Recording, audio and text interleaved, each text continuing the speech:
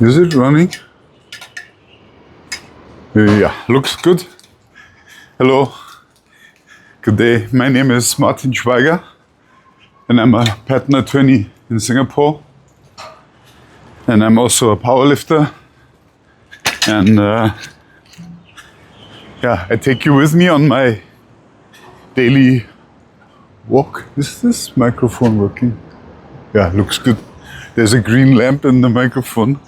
And if that one is not on, then yeah, you wouldn't hear me. I'm talking, but the audio is not transmitted. This is my microphone. Looks like a hairy pet, but it's not. Actually, it's quite good. Well, today I have a long walk because yesterday I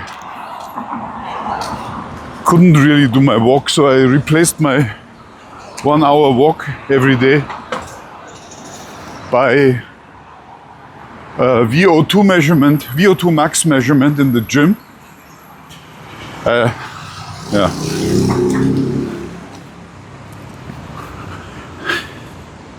So we have a lot of time. I have a long message today also. This is where I'm coming from. One of my colleagues at work has a father who is 12 years my senior. Oh, so loud. You know, I'm 60 years old, and so he's 72.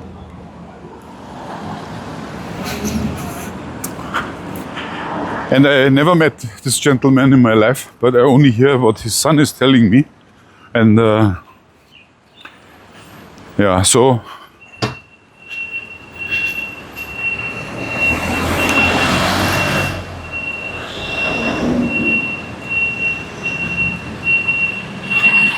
very funny noise. This is the truck. When they are in reverse gear, they beep like the R2-D2 in Star Wars. So, what happened? My colleague one day said he need to go to the hospital. His father is in the hospital, and yeah. So I'm always interested in stories. When people my age or older get to a hospital. I need to get off this loud road here.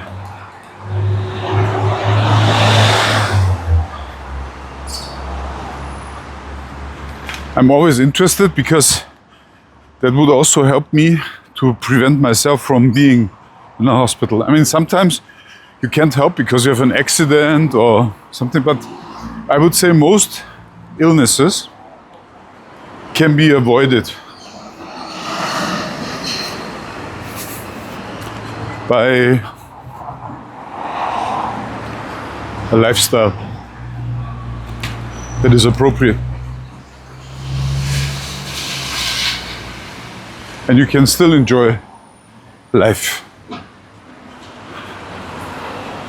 But this is all about the inside of what makes the body sick.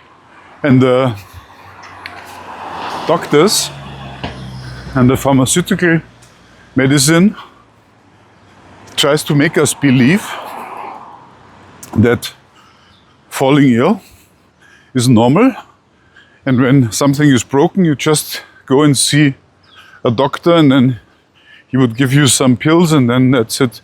That's what happened to me. I was very healthy for 58 years of my life. Then I had an accident. I couldn't walk for 4 months. I developed a metabolic disorder. And doctors wanted to put me on the same treatment. And I refused. Because I don't think this is necessary. So I spent my entire 59th, is it not, the 60th year of my life, so age 59, with healing myself from the metabolic disorder. And today I'm 60 plus 1 month plus 1 week. I've achieved, I would say, 80% of the task.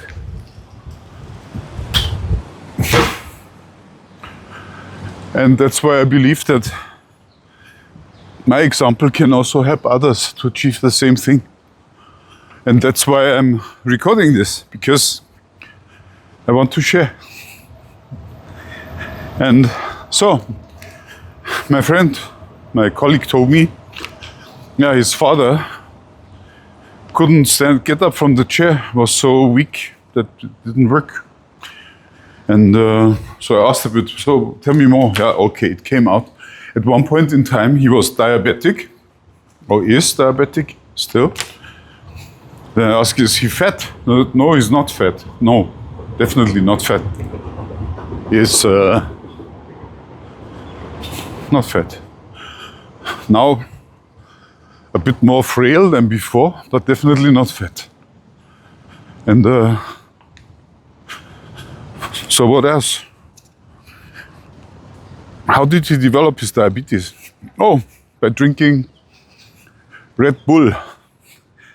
It's an energy drink. If you don't know, I never drink it because I don't like the taste. But it's promising that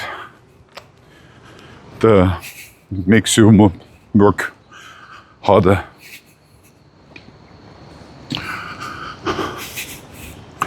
What else did he tell me about him? Yeah.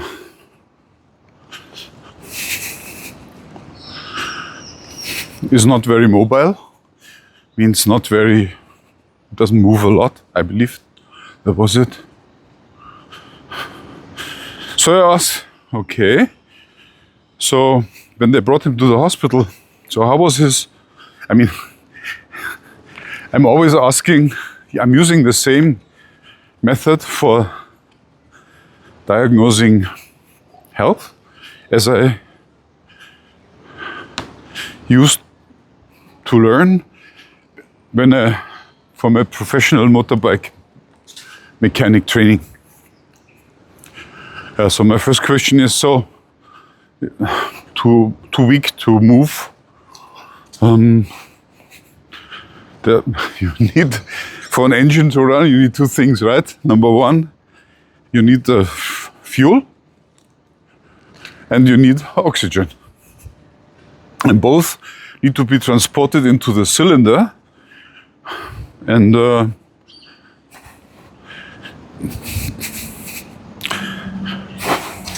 it's converted into mechanical power. These cylinders are our cells, the muscle cells. The fuel ultimately that they need is ATP. And this fuel is generated in the mitochondria of the body, which have their own DNA, by the way. So it's like a subset of a cell, which is also has a structure of a cell, namely a program, which is the DNA.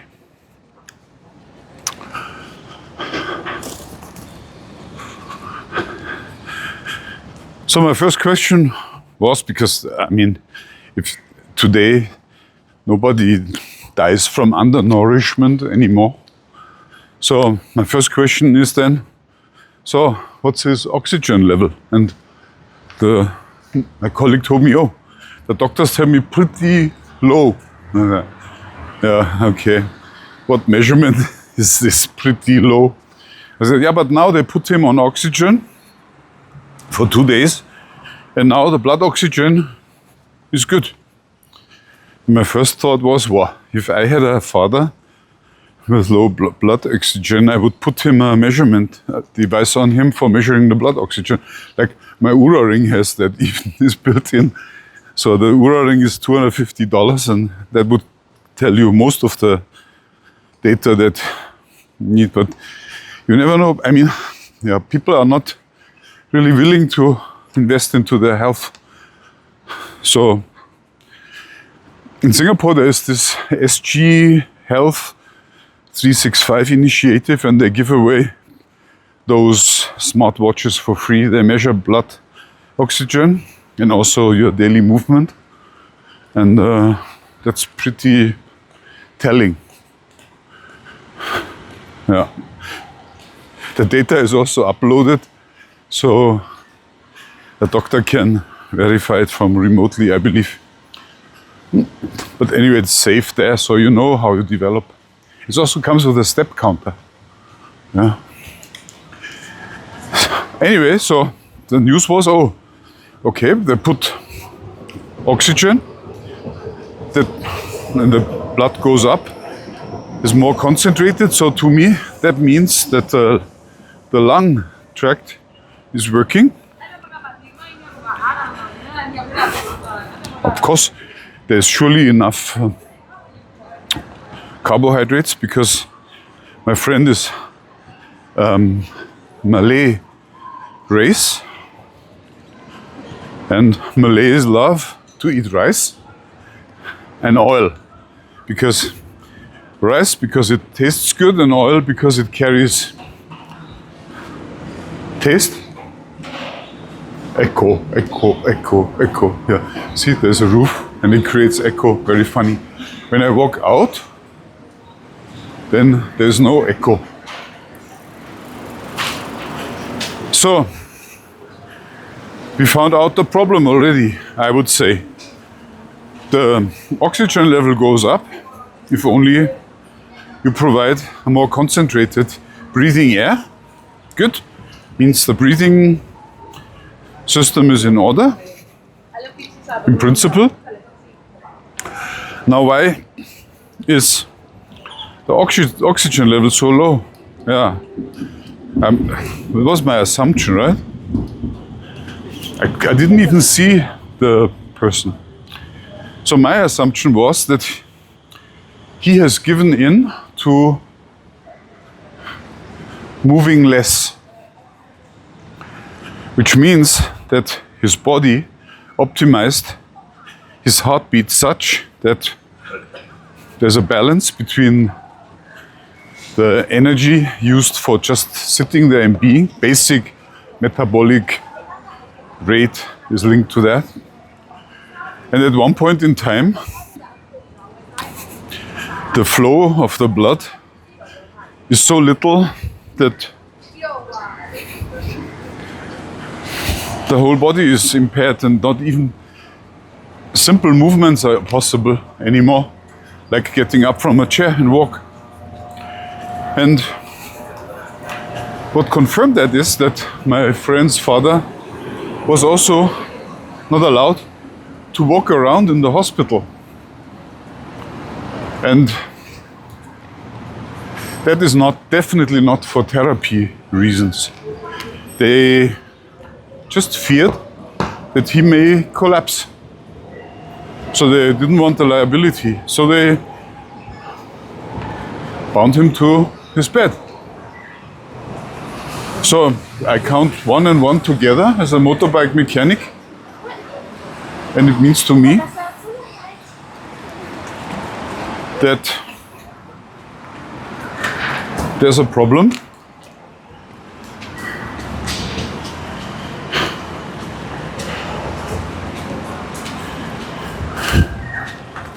With the fueling system. I believe there's not enough blood circulating. Blood being the substance, the liquid that transports the two components that are needed for producing ATP, which is oxygen and which is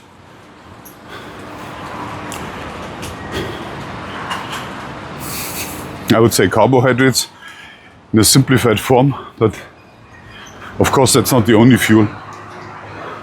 So there's no sufficient supply to the mitochondria. Or both, the mitochondria are not working well. And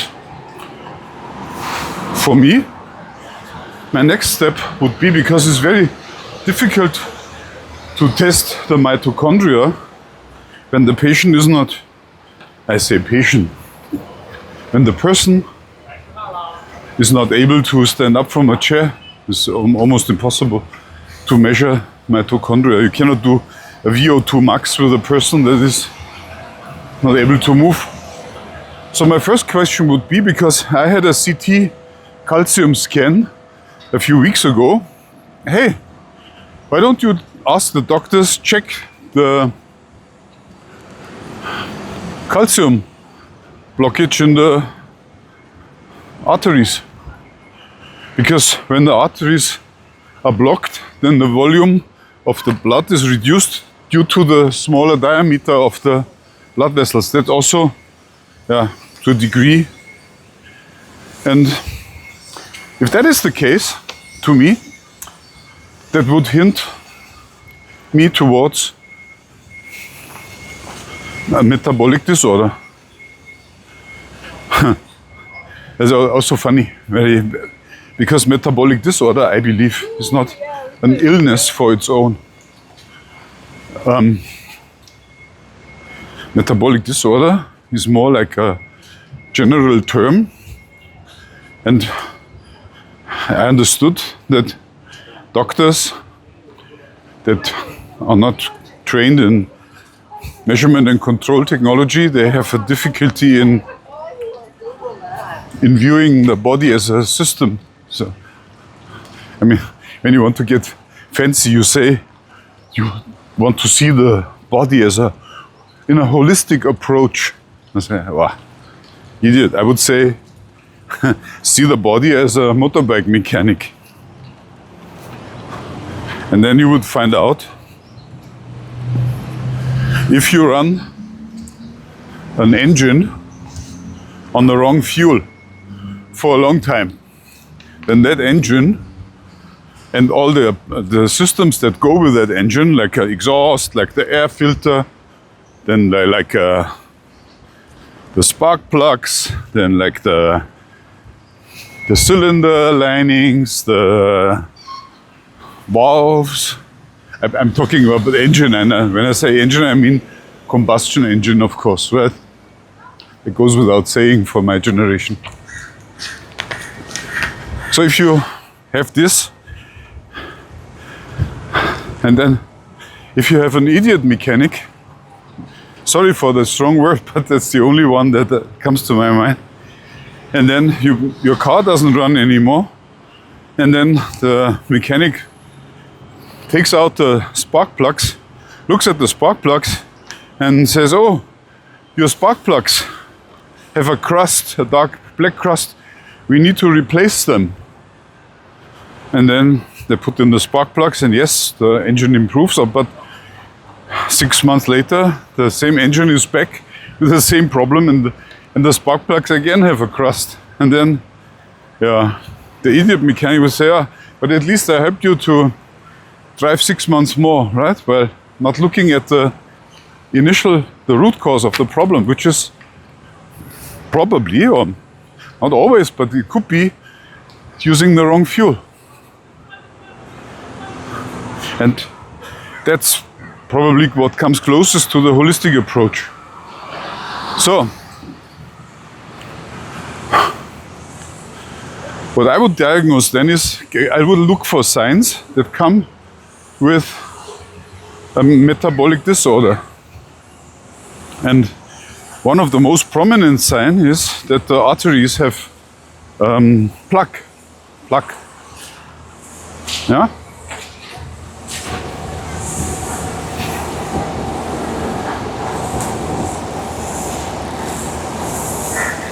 So,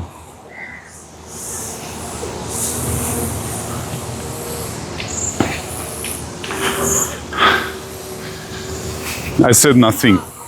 But today, 1 week later, or so, I just asked.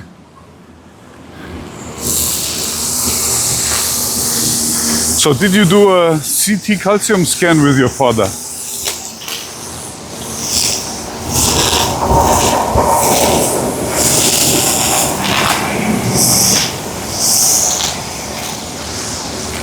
Yeah. This is how the lawn is cut in Singapore. You don't have lawn mowers here. I mean machines, but you have here people from other countries that work on cutting the grass using the handheld cutters. Very interesting. See, there are two. One is here and the other one is here. Across the street. So I asked my friend, so now, this honking. These guys never know in what danger they bring themselves when they honk when I'm nearby.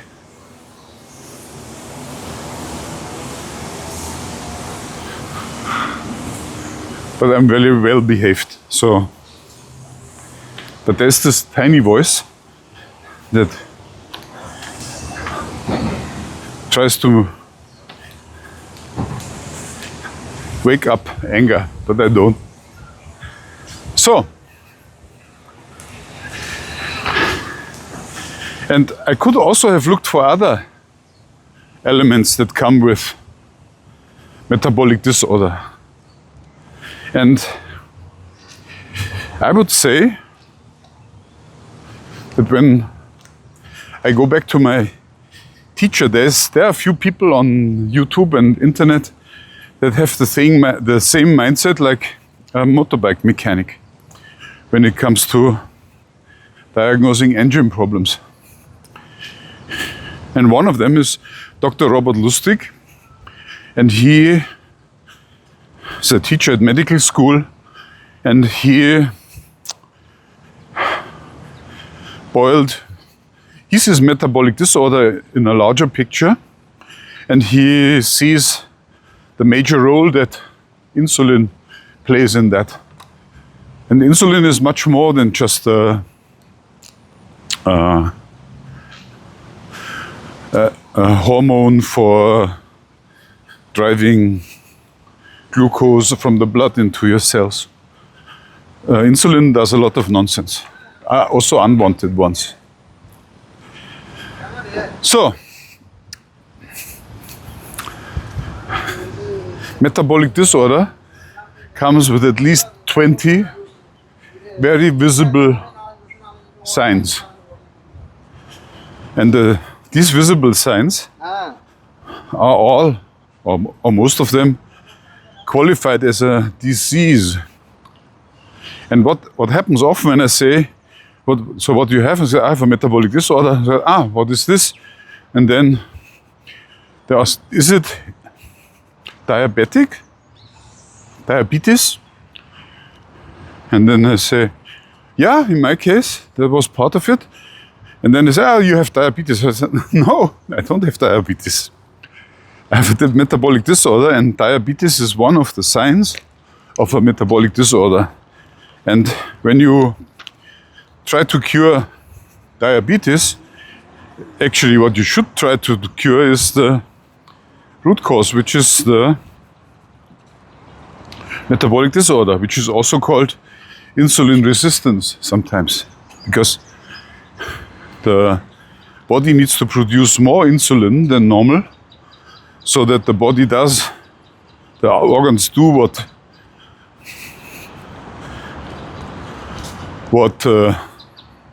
insulin tells them. Also interesting, the most important organ that we have when working with glucose is the liver. And the organ that produces the insulin is the pancreas gland. And they are connected in series. Very different from other organs that are connected in parallel. So when the pancreas issues insulin, it would directly go to the liver. And if the liver doesn't do what is wanted, then the brain, or I don't know, could also be some other organ.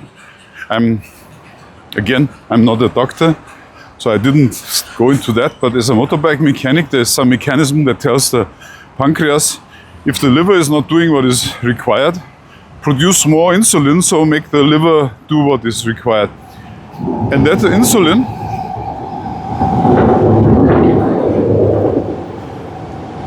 is produced in such an amount that it exceeds what the normal liver would need.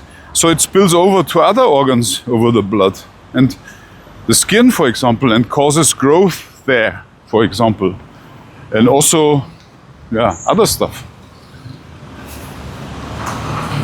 So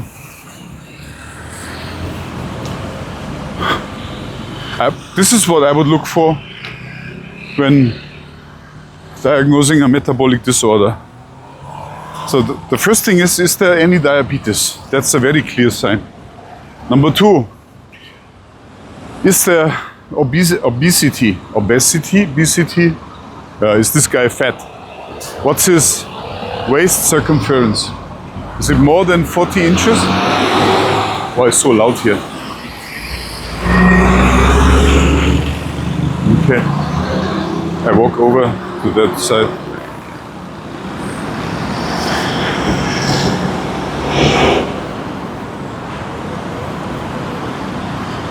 So, visceral fat. I would let the people step on my bathroom scales that measures visceral fat.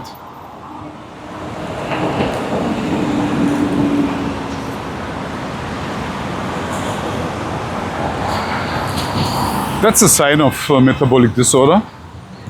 Then I would look for is there something like a cardiovascular disease? Something like a heart attack or a stroke, or is there high blood pressure, right?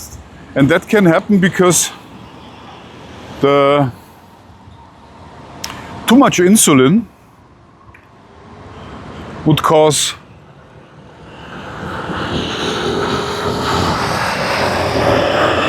an increase in the LDL particles, which is a lipid.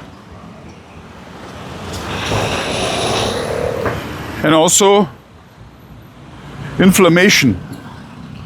And the inflammation causes plaque, and the plaque reduces the size of the blood vessels, and that provides less oxygen to the organs and muscles.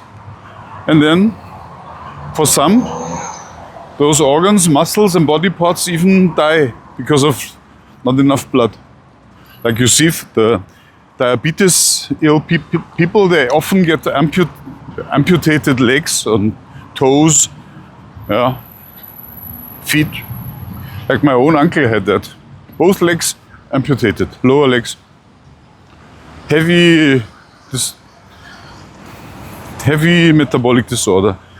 By the way, also kidneys die because of not enough supply. So I was always wondering, why are there so many dialytic centers in Singapore? And it is my suspicion that I still need to verify whether my hypothesis that kidney patients have metabolic disorder initially, before they develop a kidney problem. The next thing, the insulin would also cause fatty liver. And today, I believe in the US, 50% of the people, inclusive kids, have fatty liver disease. So I remember when I was young, something like 40 years ago, 50 years ago, fatty liver was for alcoholics. Yes, alcoholics also get fatty liver. But today you get fatty liver because you're eating too much carbohydrates. And that causes an overspill of insulin that drives lipids into the cells, producing fat cells. Huh? Another one. Alzheimer in general and cognitive disease. Actually, this is sometimes also called type type 3 diabetes. And type 3 diabetes is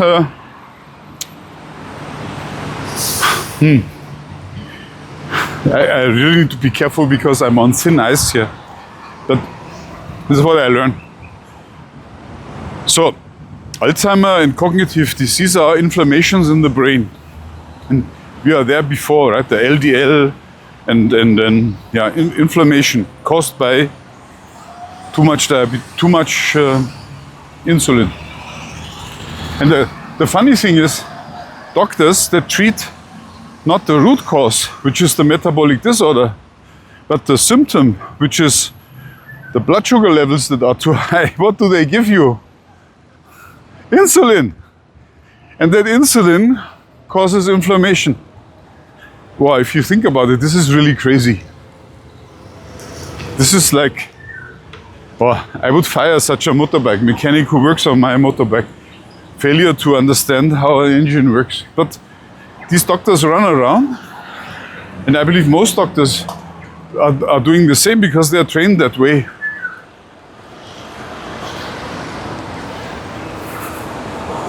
Which is not right, huh? Because I believe that when I'm doing a work, I want to master that work if I want to charge others money for that. Now the best. This is now the best. Another metabolic disease is cancer. And there are really two philosophies out there. One says cancer is a genetic disease, and you develop cancer because at one point in time there are too many cells that are genetically distorted, then they take over and the immune system cannot fight them anymore. And then that would mean that the whole body is taken over like a virus infection. Or the other side says cancer is a metabolic disorder, and when you look at changes that cells undergo due to that metabolic disorders, that would also change their genetic code. And then, of course, they look funny. And if you look at mitochondria from cancer cells, they really look funny. They look more like a bag than a complicated structure with ribs inside and other stuff. So, cancer cells, they thrive on glucose, but not only glucose, but also on the insulin. Yeah, I could see that because when I had my metabolic disorder, suddenly I got all those skin tags funny. And then we tried to burn them out, and which we did, but they came back. And once I got the metabolic disorder under control, then these skin tags fell off, especially after the fasting. So if you have skin tags, what worked for me may also work for you. Huh? Then I'm only at number 6 of how many, 20 or so. Now I need to walk to the other side.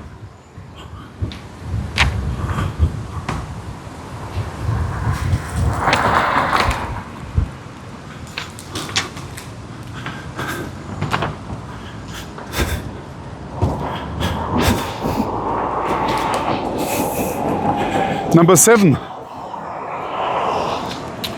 there is this polycystic ovary syndrome that also causes infertility in young women. Right? And that's because the insulin would bring the hormone balance in disorder, and that would increase androgens. And these androgens would then cause these other problems.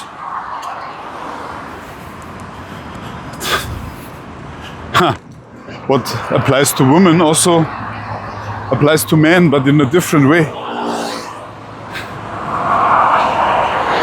Erectile dysfunction and low testosterone.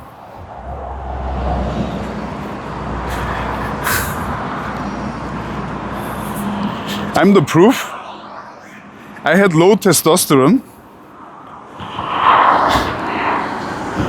and I doubled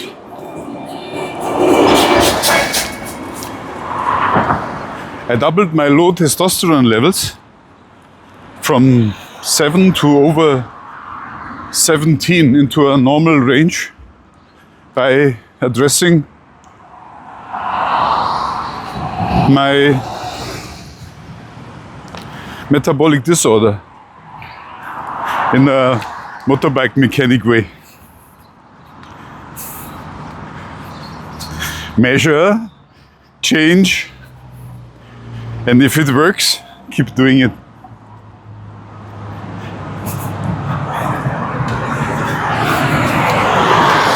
And that also explains why you can only address a metabolic disorder when you are measuring.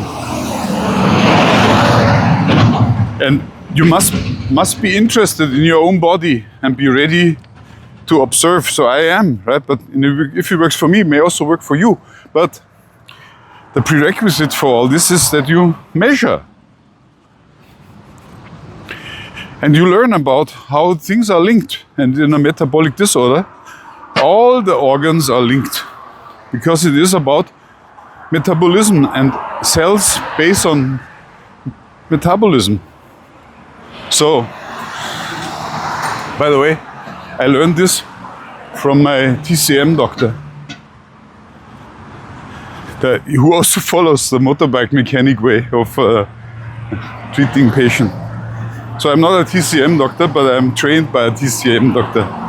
Interesting, motorbike mechanic with TCM training.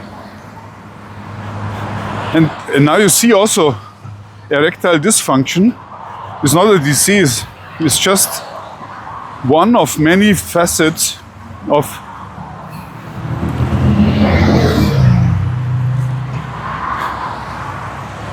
metabolic disorder. And there may be reasons why you take testosterone shots. Right? For instance, when you are a bodybuilder or a weightlifter, I believe that the testosterone is good because it makes you stronger, builds more muscles.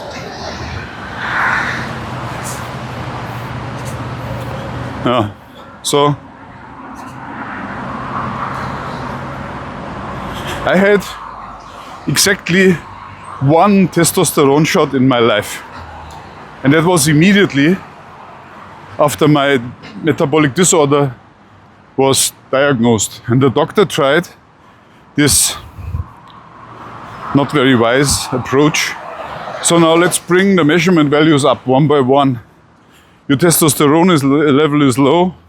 Let's give some testosterone. And yes, it works. You can see the outcome immediately. And probably that also justifies why there is something like a testosterone treatment.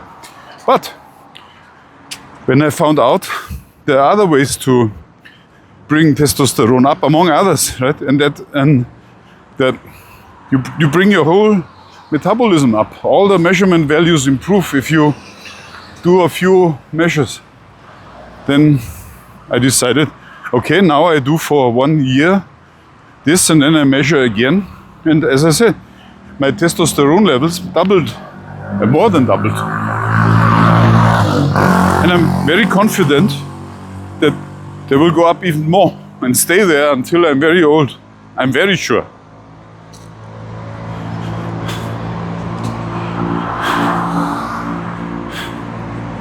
So we come to the next thing, chronic fatigue.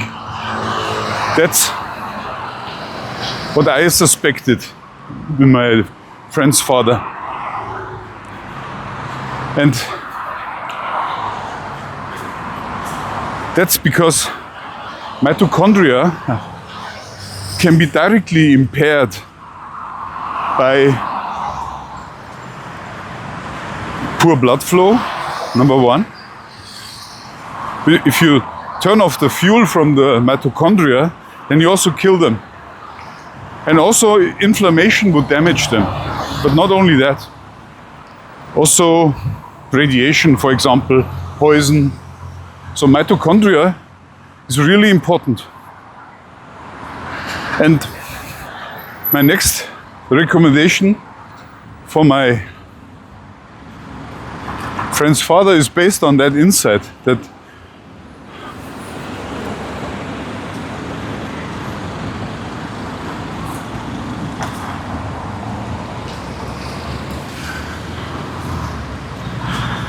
mitochondria are impaired because of metabolic disorder, and I would then go for supplements, overdose them 4 times, as recommended by my friend, the supplement manufacturer, so that you really flush the body with supplements and make sure that there is ample supplement, and do that for 3 months. And also start walking in order to train your cardiovascular system, and also take a continuous glucose meter and try to avoid all the foods that make your blood glucose spike, because a sudden spike in blood glucose always triggers insulin, always. So if you eat, your blood glucose should be ideally between 4.8 and 6.0,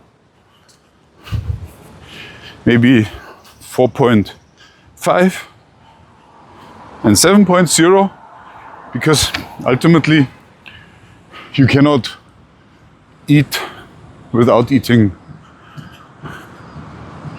carbohydrates. I mean, you can try to eat less carbohydrates, but there's almost no food here on earth that doesn't contain carbohydrates. Maybe except for pure foods like oils or meat, but the body would even produce carbohydrates from protein. I've described that mechanism earlier. So, or if you do something healthy, which is beetroot, in my case, beetroot has carbohydrates, it would cause a spike that is visible. So for the initial phase, I would rather not eat beetroots, but more spinach instead, which also has fiber and nitric oxide. He was trying to honk at me. Yeah, this guy was trying to honk at me. But this was so pathetic that I don't even react. So, I'm not sure whether I'm right here. This is a building, and hopefully I can walk through the building.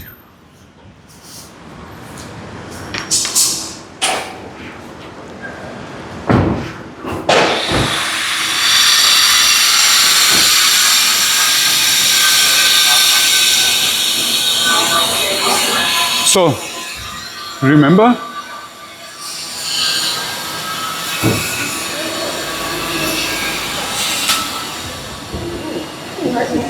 that my friend's father was very weak, and that triggered my suspicion that he suffers from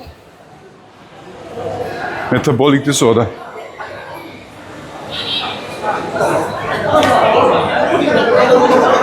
And I was right. Now we are now inside the mall.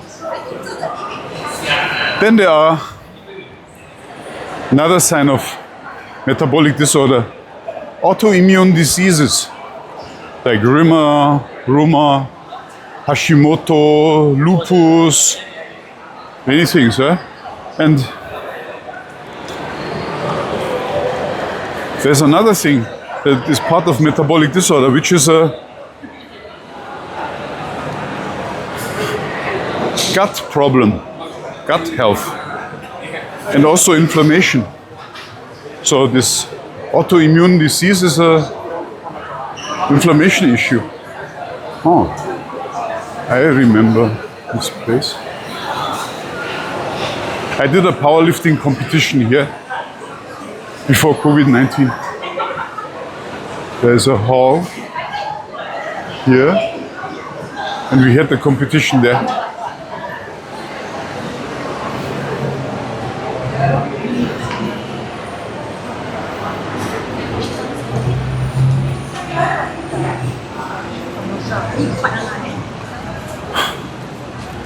Then osteoarthritis and joint pain.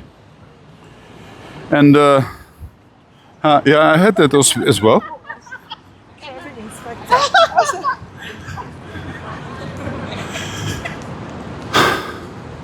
Again, if you have metabolic disorder, there's inflammation in the entire body, and that would cause wear and tear on your joints and pain.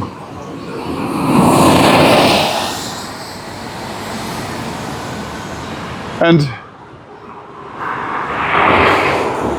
for verification purpose, I did a blood picture, and then you see all the typical values there up. Like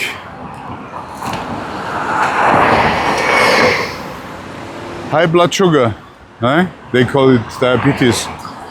High triglycerides, then low HDL, and high LDLs. Also, you must be careful a bit here.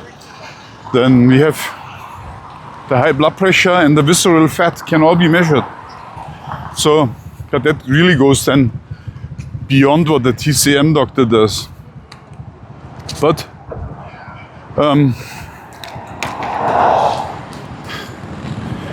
also there is depression in people with a metabolic disorder because the sugar levels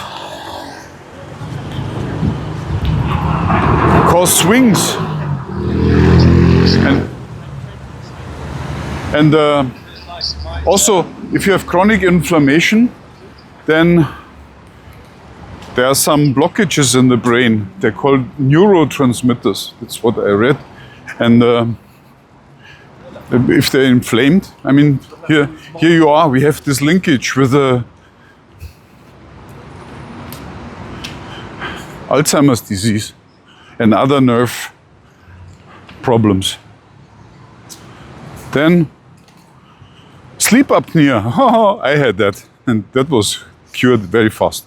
The Oura ring told me about that, and the more I addressed my metabolic disorder from all sides, the better came my sleep apnea. And now I'm raising my sleep level, and part of it is not caused by carbohydrates, but by alcohol. So even a glass of wine late before sleeping would raise my heartbeat, the pulse, the heartbeat rate by at least 10-15%. And the sleep quality goes down as measured by the Oura ring.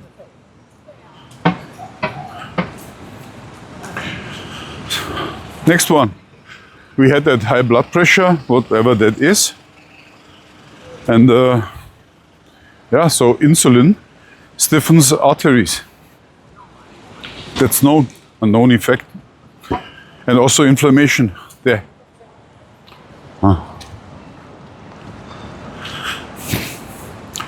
Then skin condition like psoriasis, eczema or acne is also caused by insulin. I mean, I wouldn't say that each acne is a metabolic disorder sign. But if I have a suspicion, then I would look into that one for such signs. And also when you start treating the metabolic disorder, that should become better. And if it does, then you know that was linked to the metabolic disorder. Then we have another sign, digestion. I really shortcut now. You have digestive issues. It can be a sign of metabolic disorder. Then gout and kidney stones, all linked to insulin, because the insulin would increase the uric acid levels. My father had that. Now the whole picture becomes so clear to me. Same. If you get infection over infection over infection, that can be cause of a metabolic disorder. Even osteoporosis. Yeah. Because of the insulin. And ultimately, premature aging and a reduced lifespan. Because all of that. Because doctors would only treat the symptoms that you see one by one, maybe, but never look at the entire thing. And they don't teach you what to look for and what to measure. So they tap on your shoulders when you become 74 because they say, okay, now this poor guy, we have extended his life by 2 years. And then, wow, we are very good doctors, huh? But they're not. There could have been 20 years instead of 2. And the 20 years are healthy. And it's not like dying with 74. And the last 6 months of your life are like hell because you're rotting away in a hospital bed before you die. It is my plan to die in my boots. My own boots. Maybe working, best. And if, which is not unlikely, I die because of an accident that I've caused because of my own stupidity, then so be it. Because I was probably then so excited that I did something not taking into account the dangers. And then, yeah, but that's a fulfilled life, part of it. And that's why you're here. My vlog is aging strong. It's not aging strong.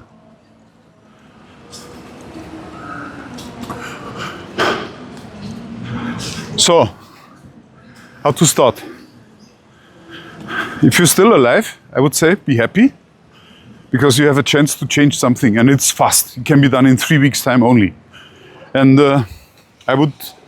if I look back the good things I did and the mistakes I made. So the good thing was, number 1, I got a continuous glucose meter. I didn't know that this technology exists, but it made my life so much easier.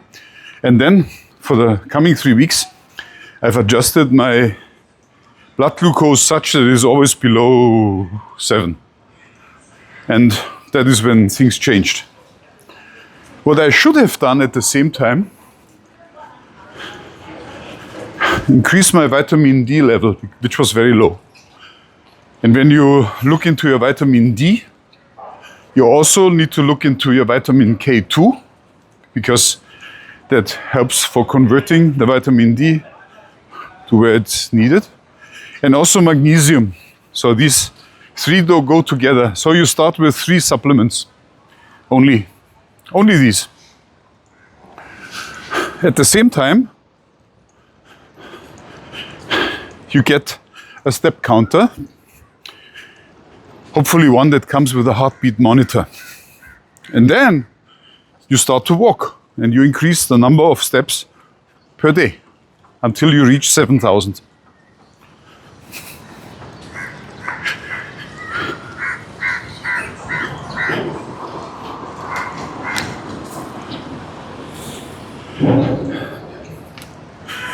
And if you only do these 2 things, plus take the supplements, for 2 months, your body will be very different. And you will not, I would say,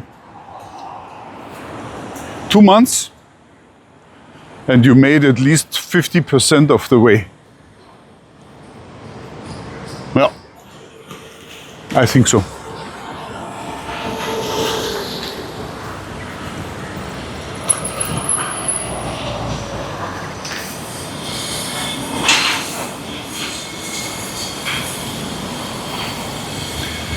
Another thing would be leave away alcohol. That would accelerate things.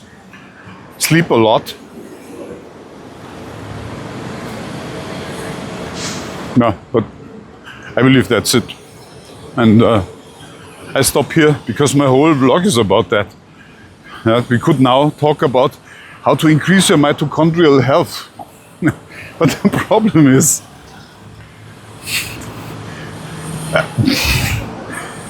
you can take supplements for improving the mitochondrial health, but if you don't train your mitochondria by forcing them to produce ATP, which means by forcing your body to do work, then all the supplements wouldn't help.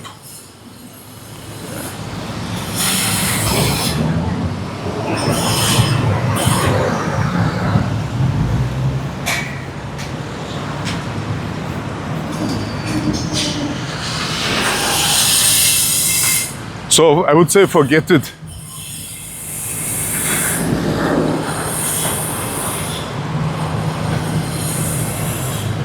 And first, get these two things. Continuous blood glucose meter, step counter, heartbeat. Yeah, monitor your blood oxygen level. That will go up. That's a sign. After 2 months, your blood oxygen should be very up.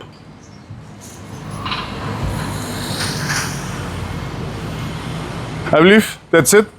So I've shown you a new piece of Singapore you have never seen before in my videos. I really love it here. It's a very good place to be. See you again. Goodbye.